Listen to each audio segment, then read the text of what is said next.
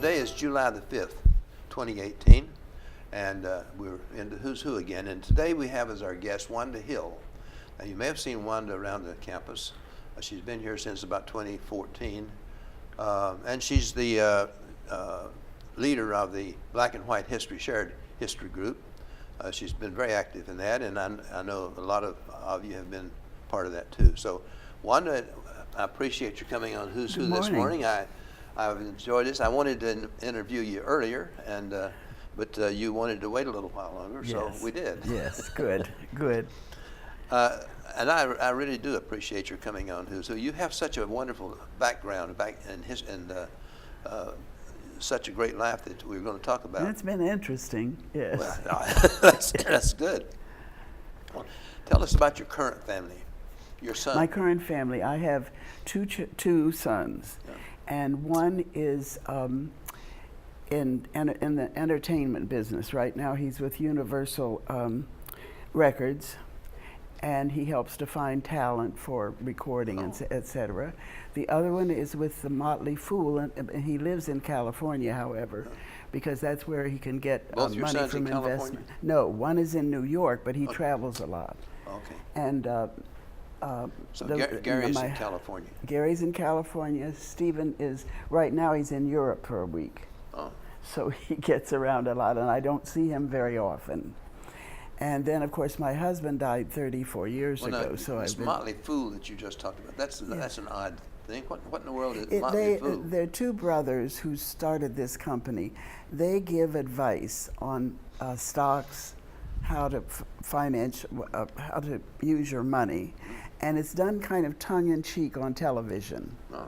But they also have a lot of people who invest in the program itself. Well, they recommend stocks too, or yes, they do. Changed They recommend stocks. And how long has your son been with them? Oh, it's been about 20 years. 20. How old is Motley Fool? Well, the Motley Fool has to be 25. It's been 25 years. I think they're celebrating their 25th anniversary now. So he started with them? Yes, he did. He graduated, Gary graduated from Stanford Business School and worked with Morgan Stanley. And his good friend, Thomas, called him and said, "We're starting a new company, the Motley Fool. Come and join us." And he did. Oh. So he's been with them.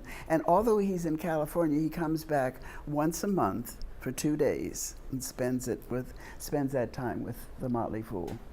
Oh, is that Washington? He comes back, you get to see him once a month? Oh yes, he comes right here to Green Springs, stays here, and they're located in Alexandria. Good. The Motley Fool.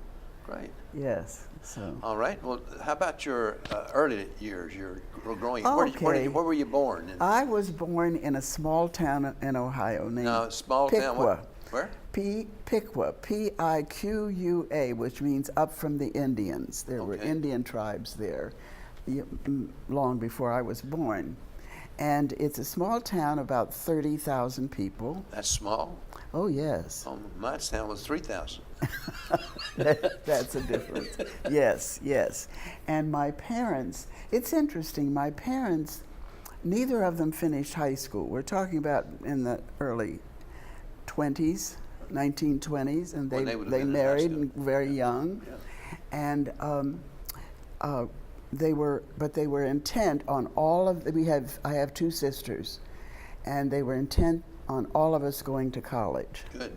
And that was good. My mother was very active in the Parent Teachers Association, and I've always been thankful. I had really strict parents. Yeah. I didn't like it then, but I had strict parents, and they always believed that you have to do something constructive with your life and work with other people. Good. And that I did right straight through college. And you've maintained that idea too. Yes, I do. Yes, I think it's very important. So what did your dad do? Well, now, interestingly enough, although you don't think of Ohio as having black-white issues, they did. And my father could not work at any of the factories. We had several going factories in our small town. It was a factory town. But he was not allowed to work in any of them. And so he was a chef at the hospital. My mother did not work. Oh, but he was a chef at the hospital, and actually he retired as a janitor, custodian, at a big factory. Finally, they hired him as a custodian, but he could not work. But yet they were able to get you and your sister, or what you said. Yes, 2 other sisters through college. And I remember they didn't have really a lot of money for college, and financial aid wasn't available then. Yeah. But after all, it was only about $200 a year or a semester. And when I went to college, I had to be sure that I worked and made the money to pay for my books and my clothes. So I was a server at the country club there. And that was the contribution that I made. But they got the $200 together, and at that point, that was a lot of money for them. Now you went to Capital University. Capital University, which and is that's near Columbus? That's right outside of Columbus in a place Canton called or- Bexley. Yeah. Bexley. Bexley. Okay. Yes. And it's a Lutheran college, small. I wanted to go to Oberlin, but it cost too much. Oh yeah.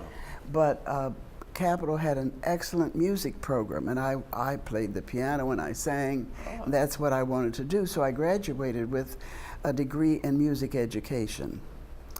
I'm really happy that I went to a small college like that.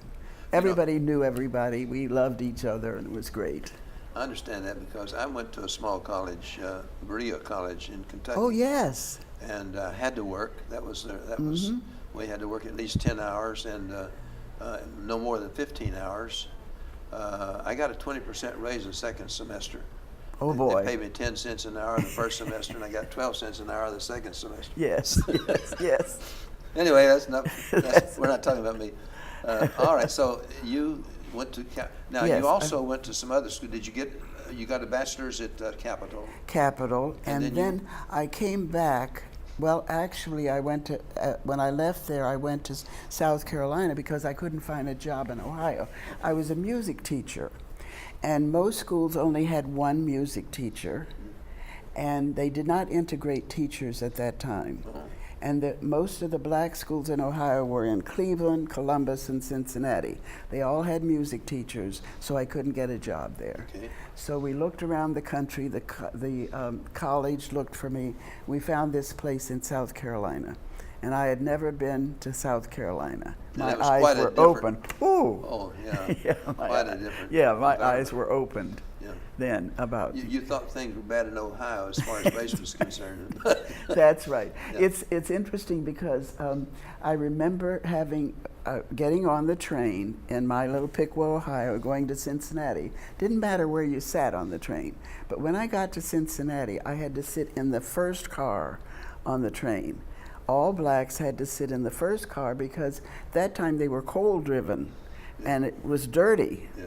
So that's where they sat. And then I got into Orange, Virginia? No, South Carolina. I had to get a bus to the school where I was going to teach. And so I sat in the front of the train, and the fella came up to me. He said, lady, you're too far. You're not in the right place in this line. Remember, you have to sit in the back of the bus. So I had to sit in the front of the train and the back of the bus. I learned a lot. Yeah. Yeah, very interesting. So that was where in South Carolina? It was a place called Voorhees. It's a small town in Denmark. It was a high school and junior college, and many blacks sent their kids from New York. They had gone up to New York to live from the South, but they sent their children there because there was a boarding school component. It's also a historical black college. Isn't That's it? right. Yeah. That's right. Mm-hmm. So that was my first. It That's goes where back I to met the my 1800s husband. and something. Yes. Yeah.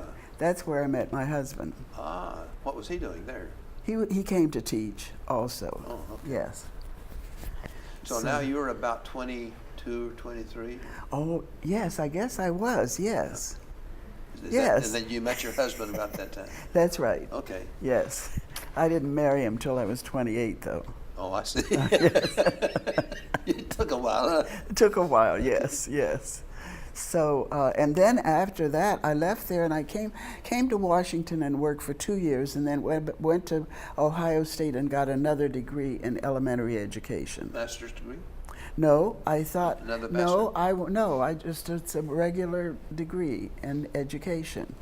I had gone to Columbia University for a summer program, and one of the papers that I turned in, I had already done that paper when I was at Capital University, and I got an A on it, and at Capital, I had gotten C on that paper. And I thought, I'm not going to learn anything just getting a master's. I wanted to learn something new. So that's why I never did get a master's. And so this was still in music education? Well, it was in childhood education, Oh, okay. the lower school. Okay. I wanted to teach from K through 6 at that point. Rather than I never did. Oh. Actually, when I married and moved to Washington, got my job in Arlington, it was a music job. I never did teach in the elementary school. I subbed in elementary schools. And the school in Arlington was Hoffman, Boston? Hoffman, Boston. That kind of yes. threw me, because I thought, Boston? Now, where in Boston would that be, you know? And you know, I don't really remember the history of that school. Yeah. But yes, I taught there. And during the time that Virginia was going through the massive resistance, and in fact, we brought a couple of students up when they closed the schools and the blacks had no place to go. We brought a couple who lived with some of our parents so that they could have schooling there. Oh. So it was during that time. Then when I was... But it was still segregated in Arlington at that Oh, time. definitely, Yeah. yes. And then when I was pregnant, I thought, well, I think I'll stay. I talked to my husband. He said he was at the Census Bureau, and at that time, the salary was pretty good, and I could afford to stay home. Uh-huh. So I stayed home and did a lot of work, even with the Washington Symphony Orchestra. Oh. And Now, you were singing or playing piano? no, I worked on programs. I've forgotten who the director was of the Washington, but I worked on programs and did workbooks for elementary school children when the orchestra went out to play for them. And then, of course, when my children went to school, I was very active as a parent there. Mm-hmm. Well, you taught there for about 6 years or something? That's right. Mm-hmm. And then you moved to Potomac School? No, I didn't move to Potomac School. When my children went to the public schools in Washington, and I was not happy in D.C. And I was not happy when Stephen, who at that time was 6 when he went to school, or 5, whatever.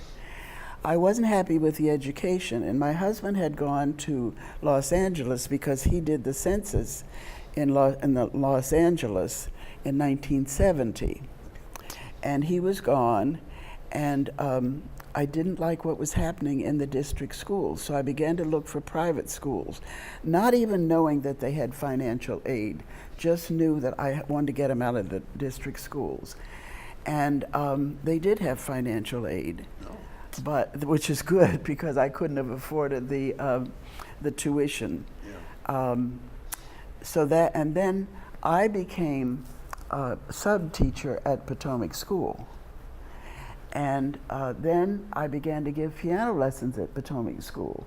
They talked me into it. They said, when you have days off at school, you will be off also. And when they're coming to school, all you have to do is bring them, go to the studio, and give piano lessons. So that's what I did for quite some time. Oh. Mm-hmm. So Yes. that, I presume that helped you getting your boys in the Potomac School then? Yeah, well, I don't know because they were there before I gave the piano lessons. A couple years they were there. Okay. Before I. Mm-hmm. Now, Potomac, was that after desegregation? Well, that was a private school in McLean. Okay, so So they were interested. I want to tell you a little story. I called and made an appointment, and they said fine. And I came in, and the director of admissions said, "Oh, good morning, this is wonderful. I want you to meet the headmaster." She took me to the headmaster's office with with Stephen, and she said, "They're looking at the school." Later, when I began to go out there and do a lot of work with them, and as a parent and that kind of thing, she admitted to me they were interested in getting more kids, getting kids of color. They only had 2. Yeah. And when I walked in, because I didn't sound black on the phone, she didn't know that I was black until I walked in, and she said, "That's why I took you to the headmaster's office. I wanted him to see that there was somebody coming out here. We don't have to go looking for somebody." And they were both, I will have to say, both of my children were quite good students. They would not have taken them if they didn't see something positive. Well, this is about the time you started thinking about Project Match, isn't it? It was sometime after, yes. Well, actually, my boys went to boarding school. After I moved to McLean, and I got on a committee because they were going to change the school districts, and I got on a committee and fought so that they could go to McLean High School. I wanted them to go there. And then somebody said, Groton's having a reception. Why don't you go take your children, take Stephen, the older one, there, and look at it? And it's a boarding school in Massachusetts. And finally I thought, I think I'm going to go up there and see what it's like. Oh. And I did. This is a big step. Oh, a big step. Yeah. Because I thought, as most people do, boarding schools take rich kids or kids who have problems. Yeah. Couldn't be farther from the truth. But I went up there, and my husband came up and joined me. And he said, "This is a terrific place. I didn't know places like this existed." So both my children went to boarding schools. The experience was so good, I decided that I wanted more kids of color. And it was at the right time because boarding schools were looking for more black and Asian and Hispanic children to be more diverse. And in 1981, I decided that I was going to take a few kids, put them in my little Volkswagen car, and take them to Boarding school. to boarding school. I'm not really familiar with boarding schools. Most people aren't. Yeah, because I just haven't seen them. I'm not aware of them. Well, and the interesting thing, I thought they were all in New England, but they're all over this country. Are they? And actually, I started slowly, and then we were beginning to spend our own money, my husband and I, getting them there. And I would stay in a hotel while they stayed on a campus overnight. So it became quite expensive. Sure. So then I applied for a 501c3. I became incorporated. And after my husband died, foundations gave me money, and then I could take the kids up, maybe fly up, and then rent a car, take them to visit schools, and that was what I did. I never did take them to schools that I hadn't visited first, though. Now these are mostly boarding schools in New England, then, that you're going to. Well, South Carolina, North Carolina. I had one fellow who went to Tennessee, one to Atlanta.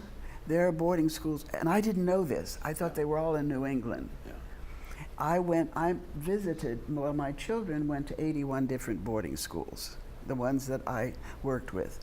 In the 25 years that I did Project Match, I finally called it, in the time that I did it, I placed 478 boys and girls in 81 different boarding schools. Boy.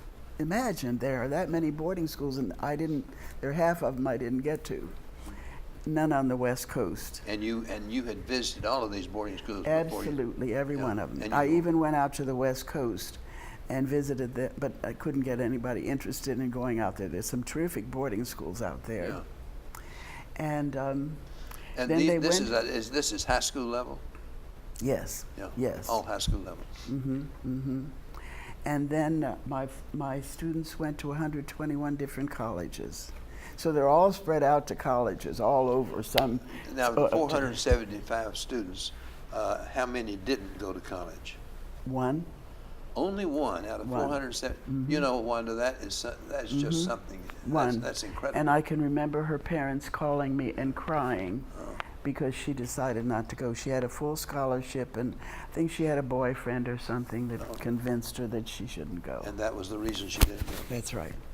Oh, but that's such One. a success. That is really success. It's Something you can be proud of. Yes, Yeah. I love looking back, and sometimes they'll call me, or I get Mother's Day cards from them. Yeah. Yes. Mm-hmm. Well, what a legacy you have. That's great. Yeah. Yeah. I love doing it. Yeah. I really did. And because of that, I began to work with boarding school boards. I began to consult, do consulting work with schools who didn't really know how to handle a multicultural campus. Well, now you're taking these kids to boarding schools that are completely desegregated. So did you have any problems along that line? No. No. That's the fascinating thing. Yeah. The boarding schools have done a really good job of in being multicultural, including all people and all religions. I worked with some Sikhs. So what? Sikhs, yes. In India, huh? Okay. Yes, yes, Okay. yes. Yeah. And they're very welcoming. Okay. Yes. Are you And Muslims? Yeah, oh, definitely. Yeah. I learned about Ramadan from, yes. From them, okay. Yes, from my students. So you really had a multicultural Yes. student. We're talking about not just black kids. That's right. There was some Indian. No. I found the Indian children were not quite as happy being there. The others, everybody else was just pleased. And the Hispanic children, I will never forget taking one. She had all A's in her local school, and she went there. She was scared to death. She became a leader at that school. Oh, is that right? A beautiful Hispanic. Now, were you able also to get financial aid? Oh, yes. Yeah. Of those 400 some, there were only 20 who were able to pay the full tuition. They were, you know, their parents were doctors or, Yeah. but Well, I helped them too because they didn't know anything about boarding Yeah. schools. I assume that you really looked for kids that needed the help. Yes. Yeah. But I didn't turn away those who didn't need the financial help. They because came they to you? didn't know. Yeah, they came to me. Oh, okay. Hmm. Yeah. This is really. It was hope, great. I hope people appreciate just what you've done in this because it's such a tremendous. It was fascinating. Yeah. I loved every bit of it. Well, have you gotten any awards as a result of all of this? Yes, I was on the board of SSAT, which is a test that's given to see how the students do, and they gave me what they called the Bretnell Award way back in I think it was 1990. I don't remember. 91. 91, thank you. And then, just a year ago, I received an award. They have only given 3 of them, the Association of Boarding Schools, which is the national association. And when they first started, they only had admissions people. And then they began to take in board members from these schools and the headmasters of the schools. So when I received this award, it was downtown at the Marriott. And I think I mentioned I walked in there and I said to Steve, who was the head, how many people, because I had to give a speech to do this. He said 900. And I almost fainted. I was going to give a speech to 900 people. Yeah. But I told them, you know, what I did and how important their work is, because it's primarily admissions people, yes. Well, you had such a good story to tell them. Mm-hmm, mm-hmm. How many boarding schools are there in the country? You know, I really don't know. My guess is when we talk about small ones tucked away in Ohio and Indiana, we're looking at probably close to 150, 160. In the country? Yeah, that's a guess. Okay. Yes. Well, you're in a position to make as good a guess as anybody, I would think. You looked at so many of them. Yeah. Yes. Yes. And so you've been now a speaker and a panelist on multicultural issues on different associations. That's right. Yes, and I've done that followed up, or that was during Project Match. During Project Match, and a little bit after I finished. Okay. After I was 80, I decided that no more packing my car up with kids and taking them around and luggage and everything that you had to do for that. So I stopped. Did somebody take your place? Somebody did, and I told her it's a lot of work because you want to be sure you're working with kids who can do the work. So I bought a lot of tests, old tests, and gave it to the children and talked with their parents, et cetera, et cetera. And it was a lot of work, and she didn't know it was going to be that much work. Yeah. And she stayed with it for about 2 years, and then she said, Miss Hill, she was one of my students, and she said, it's got to continue. And I said, you're not going to make money on this. It's because I didn't pay myself a salary. I just lived on my annuity and whatever. But she found out it was more difficult, and so she got out of it. So I closed the whole thing. I was incorporated in the state of Virginia, and I had to tell them to. Oh, that's too bad. Yeah. It was such a wonderful, wonderful project, but you had to have a passion. You did. You really had to have a passion to do this. Mm-hmm. And I bet And you had to be able to get ugly with some parents who didn't follow through. They're applying for financial aid and don't get the paper in on time. So I can remember talking with a gentleman who taught at Howard University, the school had called me and they said, Miss Hill, we don't have the papers in, and I called him at midnight. And I said, you've got to get those papers in. So. Okay. Now you're about ready to move into Green Spring. Oh, yes. Well, tell me a little bit about, we've got about 2 minutes. Okay. So I can't tell all of this in 2 minutes, but I made the decision because my 2 sons were gone. Yeah. I was by myself. I had lived in my house for 31 years. Things were happening. People were in my neighborhood were young, and I began to get problems, physical problems. Yeah. And I thought, I need to go to a place where these things are available to me. I visited 4 places, and it took me about, I would say 6 months to decide which one I liked. I can tell you that Green Spring was just absolutely the best. There's no question compared to the other 3 places that I visited. And every place I went to their free lunch, right? Oh. The food at Green Spring was so much better than anywhere else. Were the others as large as Green Spring? No. Did that make a difference to you? It did, and the number of activities here, and the fact that you had a chapel on campus, so that when I can no longer drive into McLean to my own church, there's a chapel here, and the medical center. There's so many things here, so many activities. Was there anything that might have caused you not to move in? Yes, Sheila, everybody knows Sheila, who comes to admissions, and when I came, this was 2013. 2013 in the fall. And I said, do you have Wi-Fi there here? And she said, no. The other 3 places did have Wi-Fi. And I said, well, I can't move here if you don't have Wi-Fi. And that helped me. She said, we're going to have it in January, which otherwise I would not be here. Oh, okay.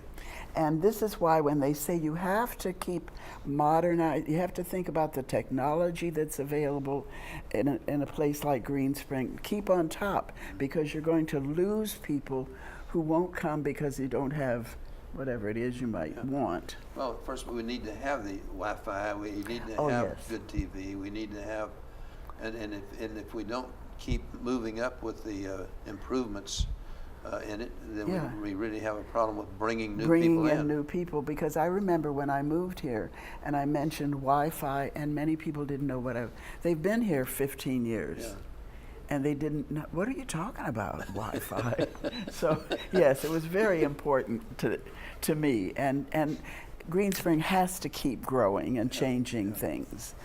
Well, and this Wi-Fi is becoming a much more important. That's right. Element of our lives, That's as well right. as streaming TV, which is part of Wi-Fi. Yes. Yeah. Well, that's just another issue. So. That's right. Netflix and Hulu and. Yeah. All right, Wanda. Thank you very much for coming on board. Well, it's been a delight. I've learned a lot from you, and I appreciate what you've done in life. I really do. Well, it's wonderful to be here at Green Spring and meet wonderful people like you. You're so busy. Well, I try to keep busy. The devil can't catch up with the devil. That's great. That's great. All right, folks.